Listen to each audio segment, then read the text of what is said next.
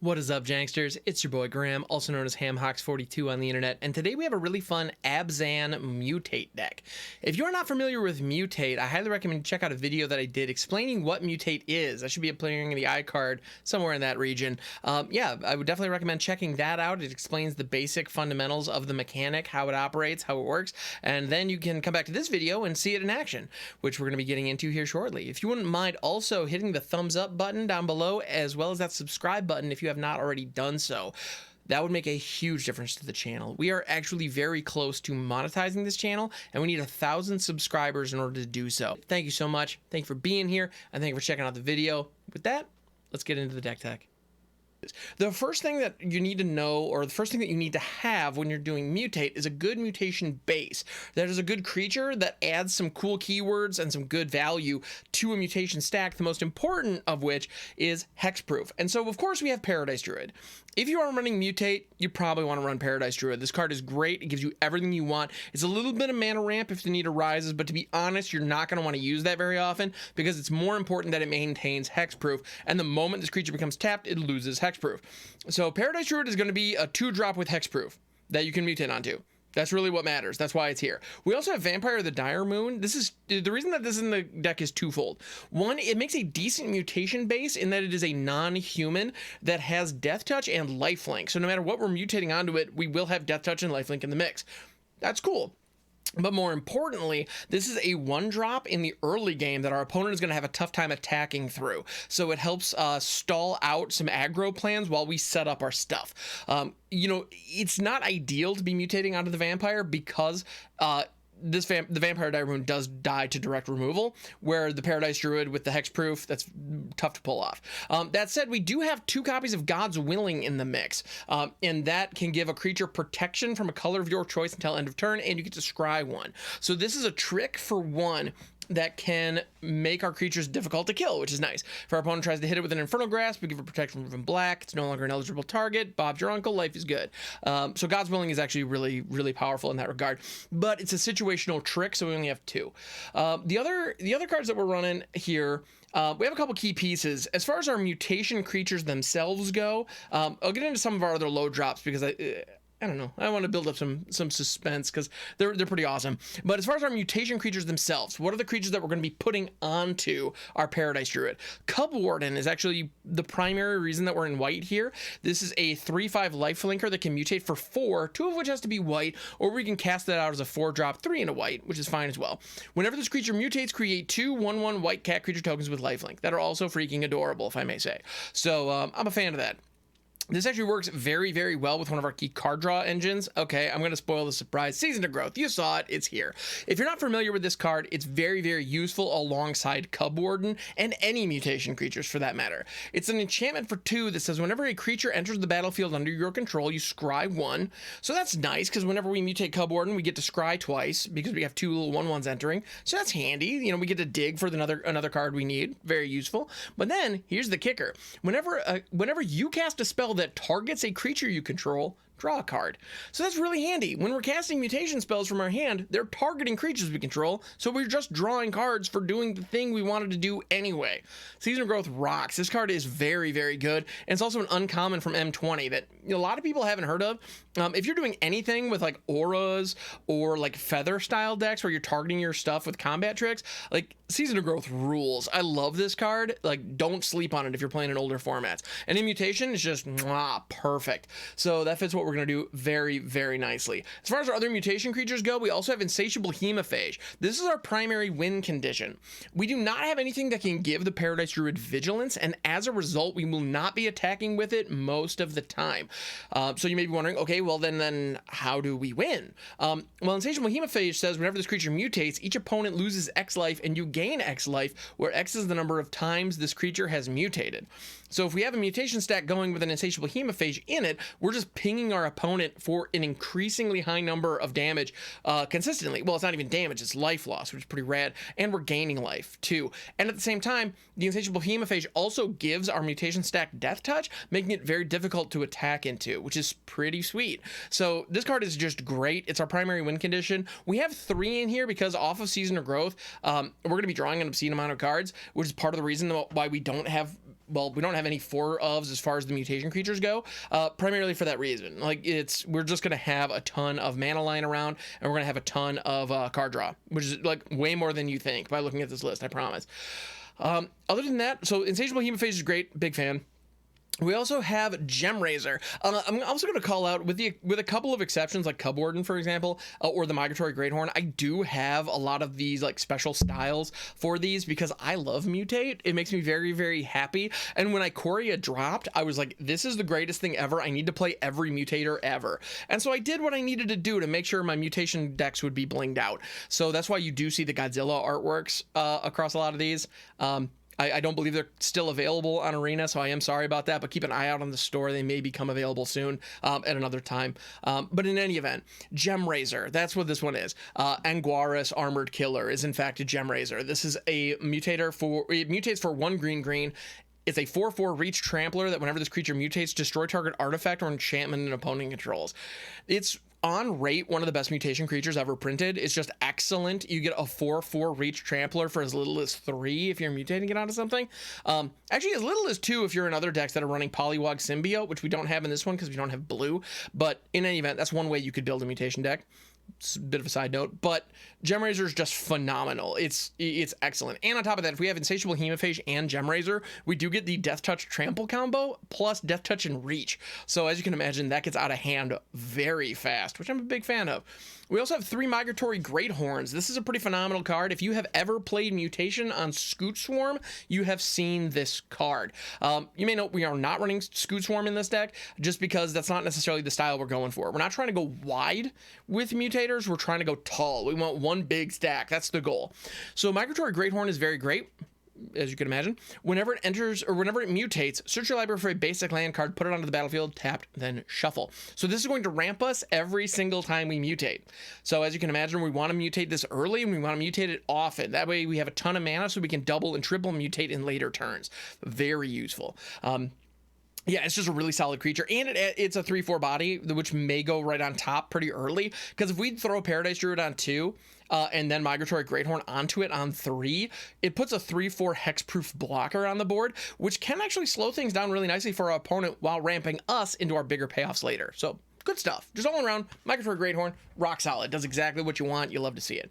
We also have a one of Snapdax Apex of the Hunt. Now, you may note we do not have red in this deck at all. The only permanent that can produce red mana is the Paradise Druid itself, which I just explained we don't want to be tapping for mana because we really need it to survive. So we're not going to be casting out Snapdax for its primary mana cost very much at all. Actually, probably never, if I'm honest. But we can mutate it for 2 black, white, white because it has the hybrid mutation cost, which is really nice. So as a result, for 5 mana, we can cast Snapdax onto one of our creatures, and whenever this creature mutates, deals 4 damage to target creature or planeswalker an opponent controls, and you gain 4 life. Notably, if we have a Hemophage in the mix, or we are mutating Snapdax onto a Vampire of the Dire Moon and it has Death Touch, no matter how big that thing is that it deals the 4 damage to, it just dies, which is awesome. So if your opponent has like a 12/12 and they're feeling really good about themselves, Snapdax can just snipe it and just get it gone while gaining you life in the process. Also, if it has lifelink, you will gain 8 total life when that happens.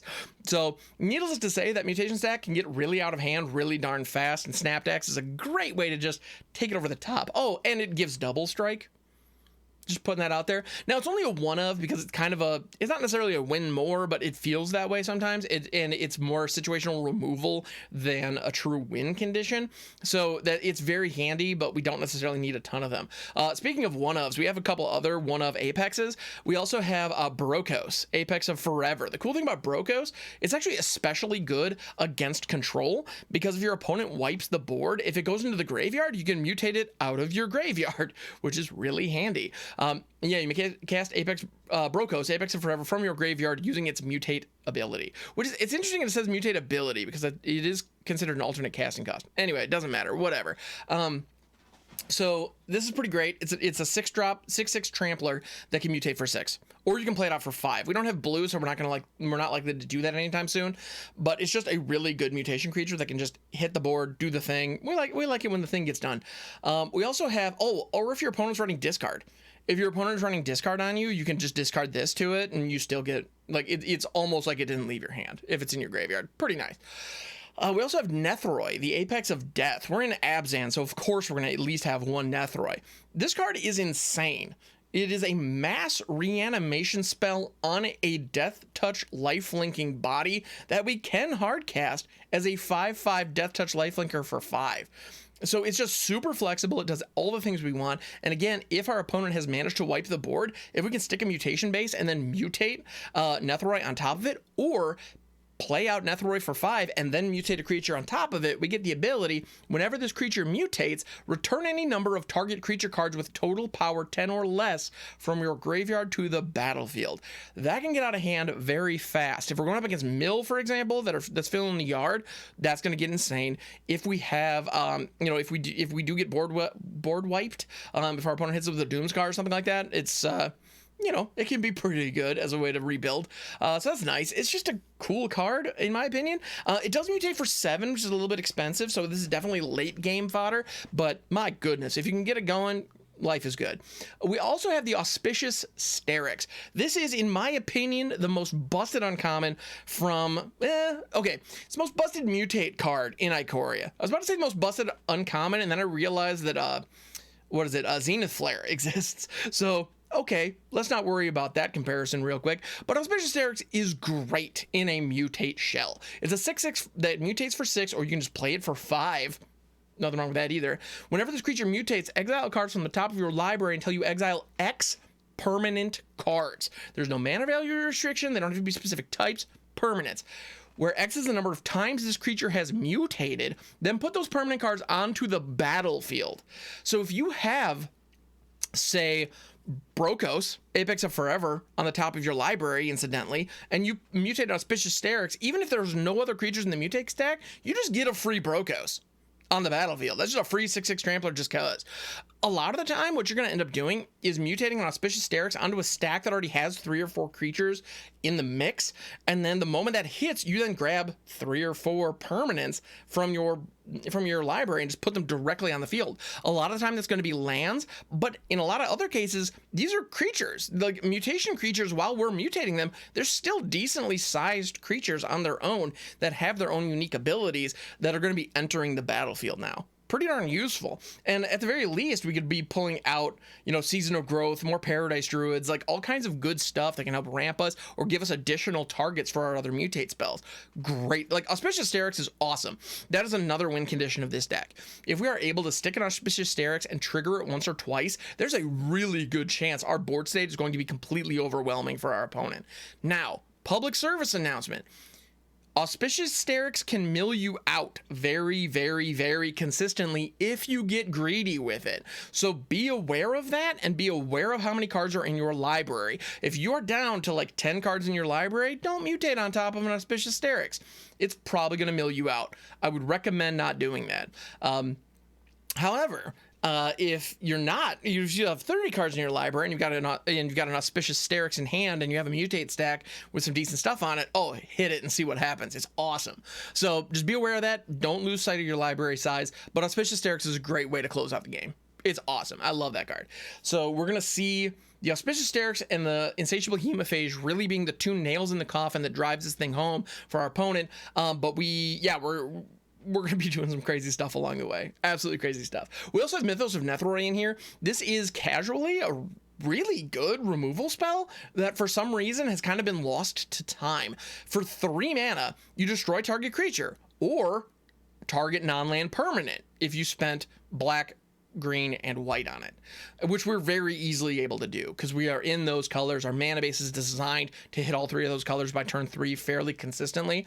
So we're going to have no trouble ripping this for 3 mana at instant speed and destroying whatever the heck we want. So pretty darn good. It's just a very good spell. We also have Journey to Eternity in here. I love this card. I think it's excellent. What we can do, if we have a mutation stack going, we can cast Journey to Eternity onto that mutation stack. And it says, when enchanted creature dies, return it to the battlefield under your control, then return Journey to Eternity to the battlefield transformed under your control. So what that allows us to do is if our mutation stack dies. So we put Journey to Eternity on our mutation stack already, right? We want to do that fairly early. If our opponent successfully wipes the board, or if we are not fortunate enough to get a Paradise Druid down early, and our mutation stack is vulnerable and our opponent blows it up, if Journey to Eternity is on there, we get every single creature that is in that mutation stack to return to the battlefield immediately. Now, they come back in as individual creatures rather than just the one big stack.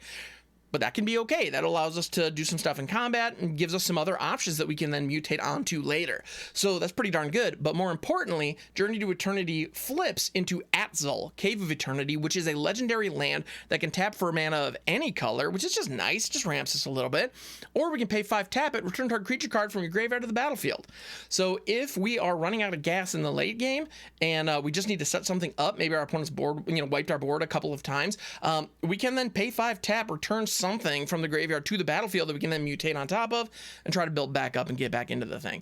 So Journey to Eternity is actually just really good. It's a sweet card. It doesn't fit the deck perfectly, but it's a way to help protect our mutation creatures, and we get to protect all of them by just stapling this onto one of them, which is nice. It's one of the nice ways to take advantage of mutate.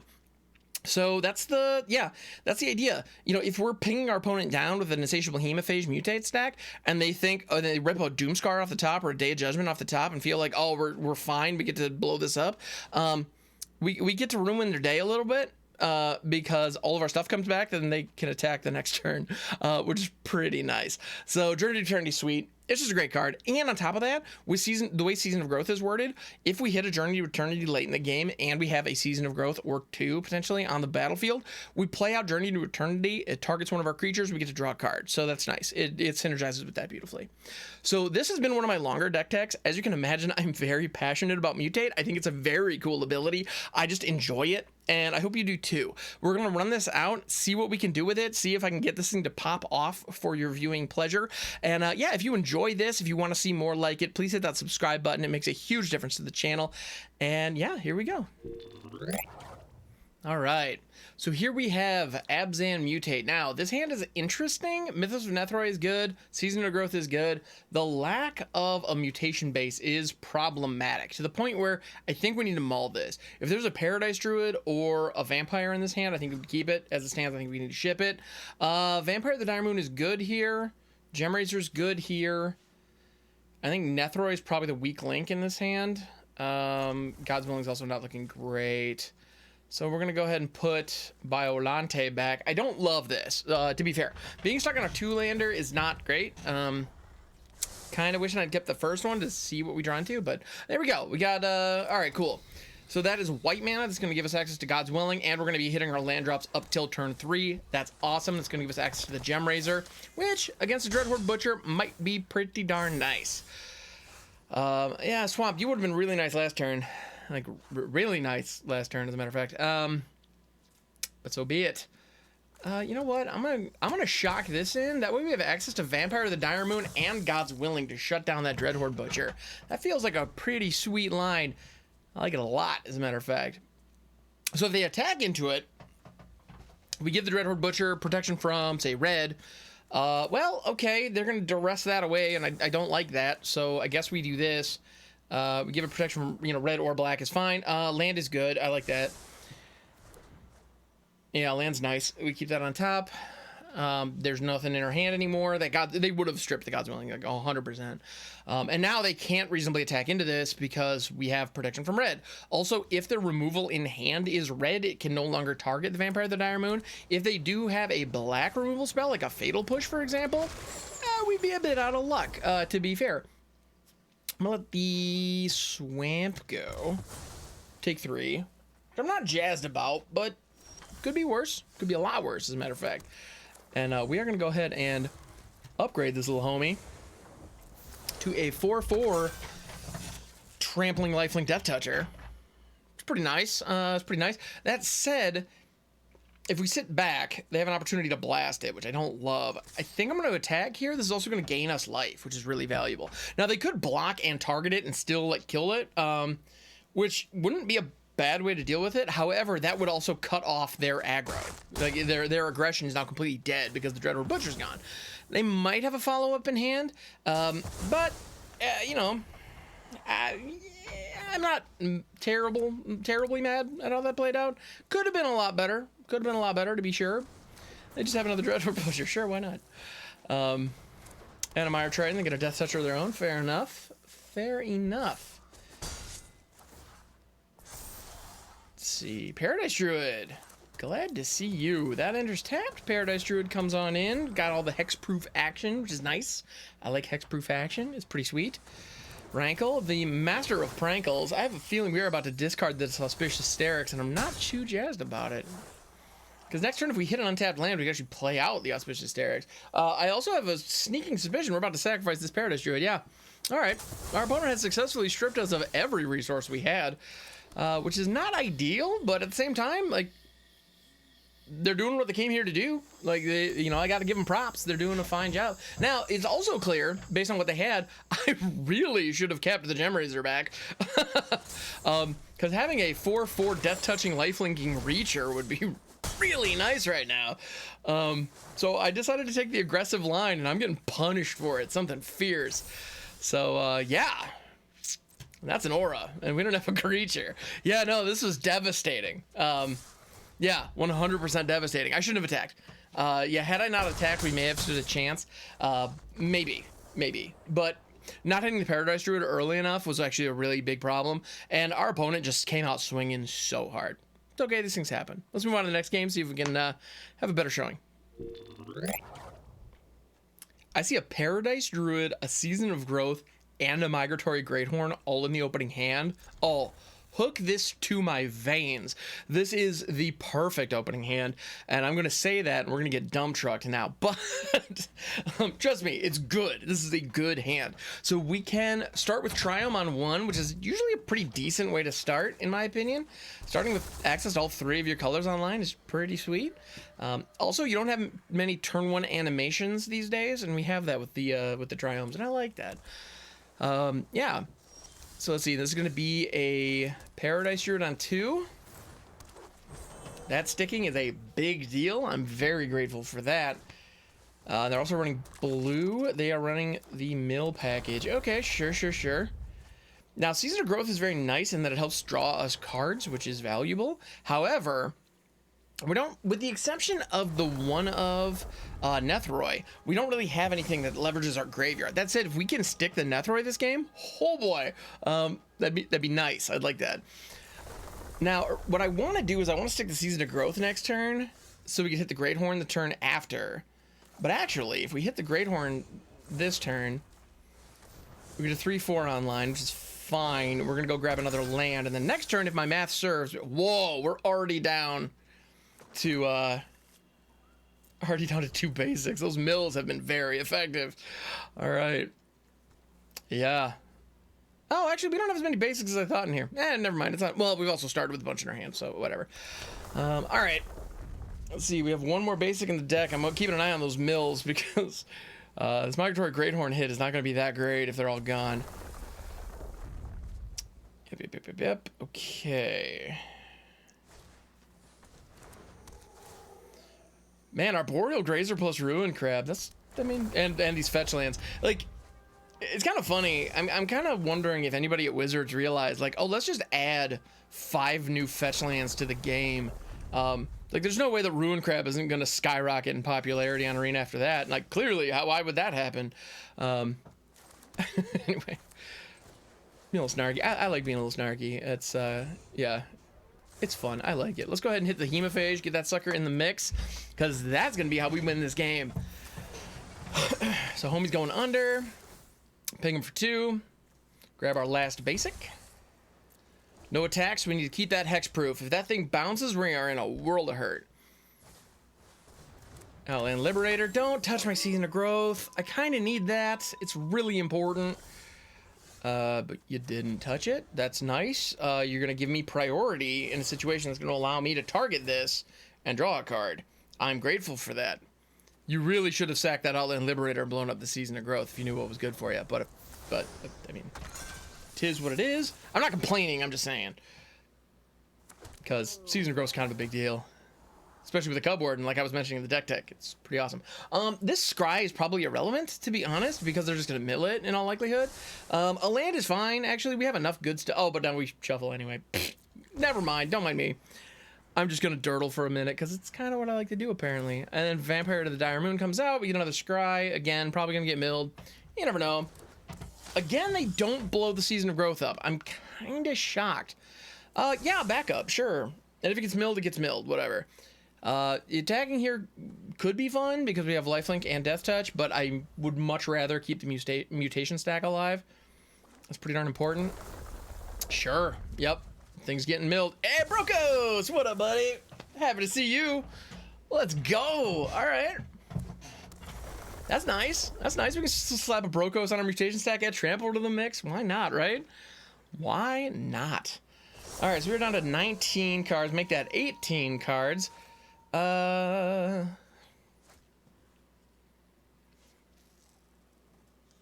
Do we want to slap Brokos here? Brokos is pretty sweet. We might as well shock that in.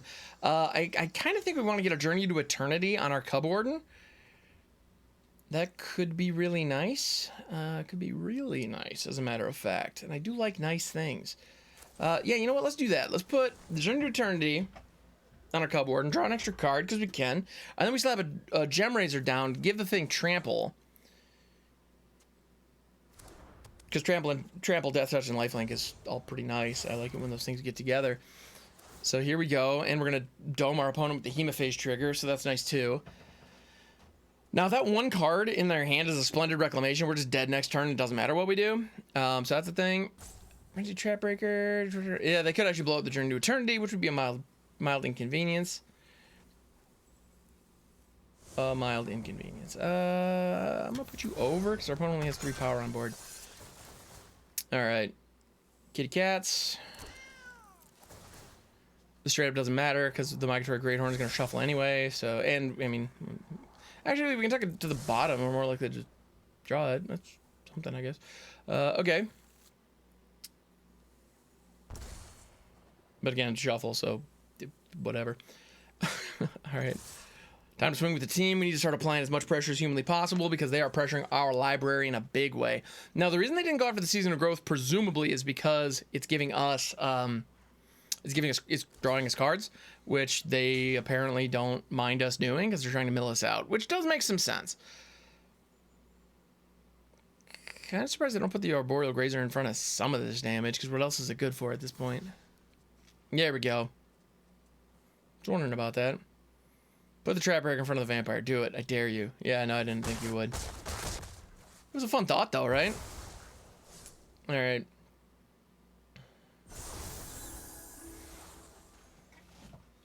Outland Liberator flips. That's kind of nice. Ah, more land. No! Doggone it. This is not good. No bueno. Let's see, is that it? Oh yeah, last card, is it a Splendid Rec? We actually got to untap? Frickin' what? Alright, I'll take that. We're gonna shaky shock that in, because we have all the life in the world, and our opponent's not attacking our life total. They don't care about that at all, as a matter of fact. Okay. Okay, question. No, I haven't, no, answer. We have 4... What I'm debating between is putting Brokos on top of the Vampire of the Dire Moon, having more attack damage, versus putting it on the Gemrazer and getting the Hemophage hit, as well as some more kitty cats. The kitty cats probably aren't going to be relevant until the next turn. I'm going to go for the power. I'm going to go for the additional power. Because I got the power. Does that make any sense? No, not at all. But do I stand by it? 100%. Let's go. All right. Wouldn't have been funny if I really, like, if I accidentally clicked under there. That would have been embarrassing, to say the least. But now we can actually still get the, Hemophage trigger with the Migratory Greathorn. This does draw us an additional card. Makes, puts us in a bit of a compromising position mill-wise. But we have an opportunity to dome for 5 off the Hemophage, which is nice. Yeah, I need to order my triggers differently. I have the order trigger thing set. There's a setting for that, and I have it turned on. I'm just not doing it effectively. All right, tight. So now we need to attack with all. I think we got there. Because Death Touch and Trample is stupid. If you're not familiar with how Death Touch and Trample work, the Death Toucher assigns 1 point of damage to the creature, which is enough to kill it, and the rest tramples through. So they may think that this is about to prevent, 6 damage. Nah, it's only gonna prevent 2. So Brogo's gonna be hitting for 5. Gemrazer's gonna be hitting for 3, and then 3 of our kitty cats are gonna get in. So yeah, we got it. Unless they have some kind of fog effect or a bounce or some other trickery in hand, which is possible, to be fair. Nope, looks like we got there. Sweet. All right. So with 8 cards left in the library, like that game was or 7 rather. 7 cards left in the library. That was actually a pretty close game. But in the end, we were able to apply enough pressure. I'm pretty jazzed about that. And Brokos actually ended up being MVP on that game, which is pretty nice. I didn't realize, or it hadn't occurred to me that Brokos is anti-mill tech, but it definitely is. So that's pretty cool. Let's move on to the next game, see if we can do that again. I don't love the 2-lander. 2-land is not ideal. However, it's a 2-lander with a Paradise Druid and a Migratory Greathorn. And we're on the draw. Chance of us seeing a 3rd land pretty darn high, so that's nice. I like that. There's one right there. Speak of the devil. We can actually shiggity shock that in. Throw out a Vampire of the Dire Moon, because it's fun. I like vampires of the Dire Moons. I don't know what that means, but they're there, and I like them. They're a good card. Also, the nice thing is, ooh, hello. Season of Growth is nice. I like that a lot as well. All right, we're going to shiggity shock this in, too, because why not? Paradise Druid. Don't you dare touch my stuff, opponent. Infernal Grasp on the... Okay, that's fine. Vamp can... Yeah, no, Vamp can bite it. That's fine. Vamp pulling removal is totally cool by me. Yeah. Okay, cool. So here's my thought. Here's my thinking. Veto. All right. It's a cool card. I like Veto. I like Veto a lot, as a matter of fact. I think. Actually, that forest draw is really nice for us. I think I'm gonna throw Season of Growth here, and just chill. So next turn we're gonna throw the Migratory Greathorn. If we draw into a white mana source, we might throw the Cubwarden. Actually, Cubwarden would probably be nicer here because we get those little lifelinkers. Ooh, Maskwood Nexus. You're getting a little cheeky, opponent. I'm cool with it. I can mess with this. Yeah, I mean, I'm not gonna mess with it, cause I'm gonna blow it up, like a lot, with the Gemrazer. Cause I know Maskwood Nexus is like jank glue. It is one of those cards that holds a lot of weird combo decks together, and can be very difficult to deal with. But now we have a hexproof Gemrazer, so when every mutate creature we have destroys an artifact or enchantment, and they can't touch it with targeted removal. It feels really good. Okay, they can Light of Hope or Season of Growth. That's a sweet move, opponent. Props. I'm not mad at that. I don't love it, but it's a good move. So, it's only fair. Okay, let's throw the Migratory Greathorn. I like getting lands. Lands are good. We're going to put that under. Now, here's a situation where in a conventional style deck, you'd be attacking with this, right? I mean, it's a 4/4 trampler. Opponent's at 18. Veto's a good card, but we actually have targeted removal in hand. Our opponent doesn't know that, but it is what it is. Time to throw the Season of Growth. We'd have to tap the Paradise Druid that's at the base of this in order to cast out the Cubwarden, so we are not going to do that. We could throw a Journey to Eternity on it, which I think is the right call, and it's going to draw us a card off Season of Growth. So that's nice. I'll take that. No, we haven't hit our land this turn, so cool. We can do that. Groovy. All right. So Journey to Eternity is now there in case of board wipes. Like if they try to meat hook or something like that, we can... yeah, that'll be good. I don't know what else to say there. We'll just be good. Let's go ahead and slap a Cubwarden into the mix. We're going to start pooping out little kitty cats. Maybe I shouldn't have phrased it that way, but, well, here we are, and I did, so be it. I'm going to go ahead and put the Cubwarden over top so it has a toughness buff, makes it a better blocker. And the power's not really that big of a deal at this point. We get the double Scry, too, off the kitty cats coming in, which is nice. We don't need another Paradise Druid. We're already sitting with an extra one in hand. Insatiable Hemophage, we take those. We absolutely take those. Oh, but then we shuffle. I need to reorder my triggers. Why am I not ordering my triggers better? All right. Well, let's throw the Paradise Druid. Let's get another Scry going. All right. Gemrazer, sure, you're fine. I'll take you. All right. I just don't learn. I just don't order my triggers. What's up with this? All right. So our opponent only has one white, which is nice for us. I like to see that. Let's go ahead and Gemraze on top of this. Let me see if I can stack my triggers correctly this time, which would be good. Another Cubwarden. That's actually pretty rad. I'm happy to see that. I'm going to tuck this under again. Just target artifact, target artifact. Here's your library for basic land. Yeah, let's do that first. Let's do that. Let's do that one first. Check it out. I'm learning. All right. So we're going to get the land, then shuffle, then create the cats, and get our scry on. Yeah. Sweet. Oh. And we keep that on top all day with no hesitation. I don't know what that hand move was, but I stand by it. All right, and we're going to draw it right here, right now. Auspicious Starrix in the house. This is about to get dumb, and I love it. Love dumb stuff. It's my favorite. Actually, not really, but sometimes dumb stuff's called for. Like, and this is an opportunity to get just like the biggest, dumbest Timmy stack possible. And this deck is capable of that, and it's fun, so we're going to do it, doggone it. I'm going to let that God's Willing go, actually. It's a good protection spell. Could be very useful here. Also don't need another land, nor an opportunity to cycle. We get 2 more scries, because we got more kitty cats. Who doesn't love kitty cats? Don't need another land. That can go to the bottom. Another journey is interesting, but I think we let it go. All right, cool, cool, cool. We don't really have any good attacks yet, so let's just hang out.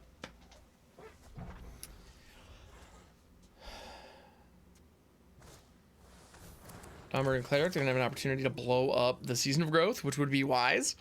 Be very wise.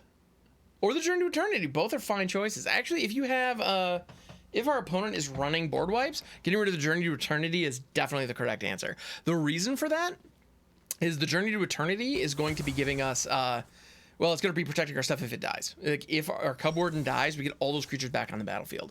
Whereas with the Season of Growth down, we just keep drawing cards. Also great. But now, we don't need to draw cards anymore. I would rather take permanents and put them directly onto the battlefield. Just directly onto the field. We don't need the scry anymore, so I don't care about the order. Yeah, let's just get 6 things, just straight up. Oh, Journey to Eternity is legendary? I actually didn't realize that. Yeah, we're going to keep that one. All right. Cool. Learn something new every day. We're going to enter tapped. We have 30 cards left in Libri. So we do have an opportunity to blow up their veto here, or just hold up removal. That might be good. Or we could just rip this and hit another Starrix trigger, which I think that's greedy. I want to do it. I want to get stupid greedy, but I'm going to just attack with some kitty cats and a Paradise Druid and hold up Mythos. Sure, Paradise Druid is going to bite it. Don't really care. If I did, I wouldn't have attacked with it. And we're going to get in for 6 damage. Alright, groovy. Alright. I'm feeling pretty good about this board state. Now, they may have some kind of board wipe. They were hoping for a board wipe off the top. They didn't hit it. We got it. Boom, you love to see it. So that's what this deck is capable of, and that's why I was saying in the deck tech, Auspicious Starrix is gross. Like, stupid gross. That card is great. I mean, looking at it, it itself, just by playing the Auspicious Starrix on this particular Mutate stack, like, this was our final Mutate stack at the end of the day. We had 2 Cubwardens, 2 Gemrazers. Like, that's the other thing that's easy to forget. These Gemrazers were in the mix. Had they played out any artifact or any enchantment while we were doing that stuff, it's just gone. It all gets blown up. And the Migratory Greathorn triggered 5 times, if I'm not mistaken, or maybe 4 times throughout the course of that game. Enough times. We were doing just fine. And the Starrix itself brought into play, well, 4 cats from the Cubwardens, 2 Insatiable Hemophages, the Vampire of the Dire Moon, and BioQuartz Space Godzilla, just to add a little extra spice to the table. So, super duper fun. And we even had removal up at the end of the day. So, I feel like this deck is gross, and I love it. It's mutation goodness. So, thank you for checking out the video. If you enjoyed any of this, or if you enjoyed any of this, even a moment, because I know you're like here a half an hour into this video because you enjoyed a moment of it earlier. But thank you so much for checking out the video. It means a lot. If you wouldn't mind hitting that subscribe button if you haven't already, it makes a huge difference to the channel. It's actually the only metric that I need at this point. I need to hit 1,000 subscribers in order to monetize the channel. So it would actually make a huge difference to me if you wouldn't mind hitting that subscribe button so I could apply to the partner program. It's a way to support while doing, well, without any monetary investment from yourself. It's simple as clicking a button, and it would make my day. So thank you so much. I also want to give a huge shout out and a huge thank you to our patrons. So yeah. Huge thank you to Dream Dragon Ari and Silent Labber for directly sponsoring. Now, if you would also like to have your name displayed in our Hall of Champions here, you can do so for as little as $1 a month. And if you would like to get a verbal shout out, that's the $10 a month level or higher. So if you wouldn't mind considering donating to the channel in that way, it would make a huge difference as well. I'd appreciate it very, very much. Help me keep the lights on. Help me continue to do this. So thank you very much. I appreciate you. And yeah, thank you for checking out the video. I love Mutate. I love it. It's one of my favorite mechanics that they've introduced to the game in like the last 5 years, and I just can't get enough of it. So thanks for humoring me on this little trip down memory lane. And if you want to see more videos like this, please check out other videos that we have on the channel. We've done some other mutation shenanigans in the past, as well as more in the future. So thank you so much. Catch you on the next one.